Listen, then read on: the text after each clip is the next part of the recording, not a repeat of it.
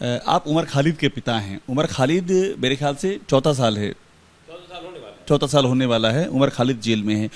CA की जो बात कर रहे हैं, उमर खालिद ने भी बड़ी इसकी मुखालफत की थी, ये सबकी जानकारी में थी। अभी जो इलेक्शन इंतखाबात चल रहे हैं, आपकी क्या बात होती है? उमर खालिद का क्या ओपिनियन है इस समय के सिचुएशन और चुनाव को देखते?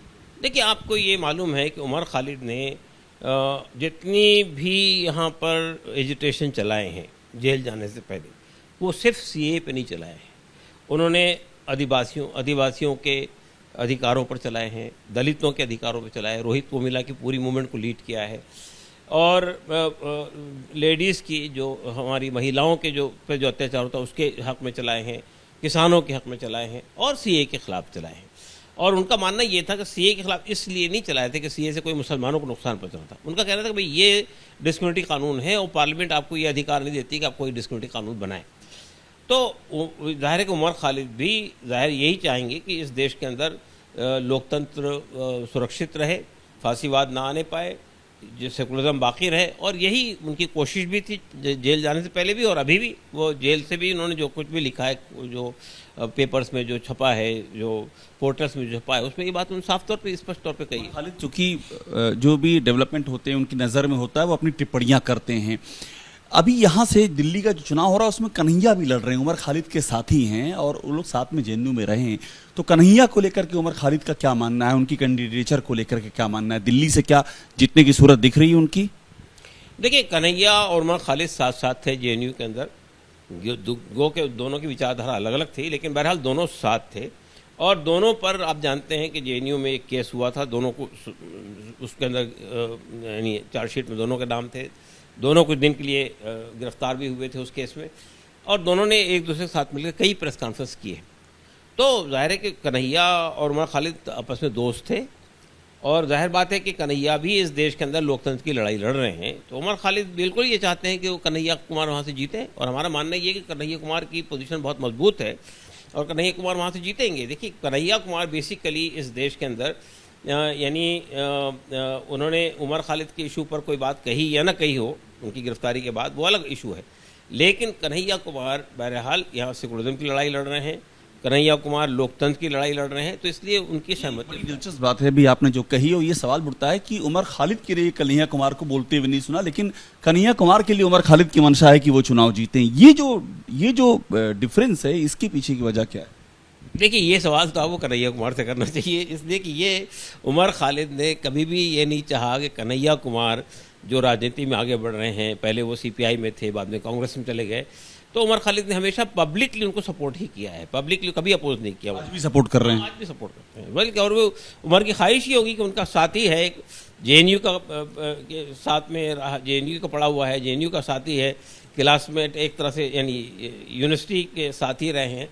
तो कन्हैया कुमार को उमर खालिद इलेक्टेड देखना चाहेंगे और चाह रहे हैं। तो वो ये और जाहिर है कि वो ये जानते हैं कि उनकी वो व्यक्तिगत कोई डिफरेंस है, ऐसे तो कोई बात सामने नहीं है हमारे, लेकिन ये बात तय है कि लार्जर कॉन्टेक्स्ट में अगर आप देखेंगे तो जो लड़ाई कन्हैया कुमार लड़ रहे हैं वही लड़ाई उमर खालिद भी लड़ रहे हैं। लोग दोनों की लड़ाइयाँ एक ही हैं, कन्हैया और उमर। बिल्कुल, लड़ाई इसीलिए है ना कि लोकतंत्र बाकी रहे, सेकुलरिज्म बाकी रहे, भाईचारा यानी फेडरलिटी बाकी रहे, ये लड़ाई है दोनों की। और जो गरीब दबे हुए पिसे हुए कुचले लोग हैं, आदिवासी हैं, दलित हैं, उनके जो राइट्स हैं वो सुरक्षित रहें, माइनॉरिटीज़ के राइट्स सुरक्षित रहे, ये दोनों की लड़ाई है, तो उसमें दोनों साथ हैं।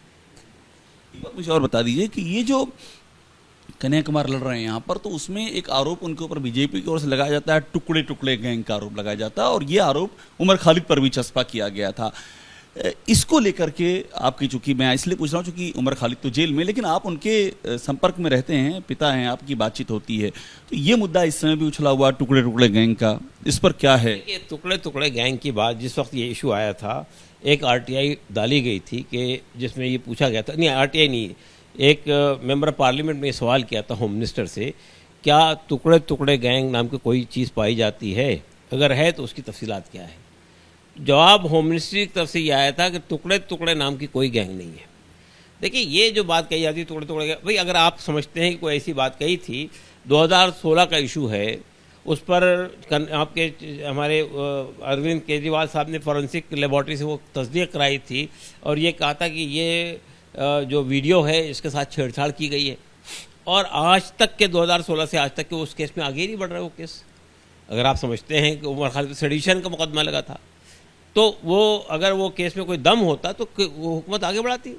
तो ये टुकड़े टुकड़े गैंग नाम की कोई चीज़ ही नहीं है। उमर खालिद की पूरी जो कॉलेज लाइफ है या उसके बाद की लाइफ है, उसमें कहीं भी आपको देश विरोध में कोई चीज़ नहीं मिलेगी। उमर खालिद ने लड़ाई लड़ी है यहाँ पे ऑटोक्रेसी के ख़िलाफ़, ये उमर खालिद ने लड़ाई लड़ी है फासीवाद के ख़िलाफ़, उमर खालिद ने लड़ाई लड़ी है लोकतंत्र के हक़ में, लोकतंत्र को बाकी रखने के लिए, सेकुलरिज्म को बाकी रखने के लिए। उमर खालिद की लड़ाई के अंदर कहीं भी आपको कोई कम्युनल एंगल भी नहीं दिखेगा, और उमर खालिद की लड़ाई के अंदर आपको कहीं भी कोई ऐसी नहीं दिखेगा वो किसी एक के साथ खड़े हो। वो सब जो भी आदमी जुल्म हो, जिसके साथ भी ज़्यादती हो, उसके साथ वो उमर खालिद खड़ा हो पाएंगे। आप उम्मीद कर रहे हैं उमर खालिद के मामले में बेल वगैरह क्या सिचुएशन है? देखिए, बेल अभी सूरत हाल ये है कि पहले यानी लोअर कोर्ट में 1.5 साल तक बेल की बहस हुई थी, रिजेक्ट हुई। हाई कोर्ट में 9 महीने तक बहस हुई, रिजेक्ट हुई।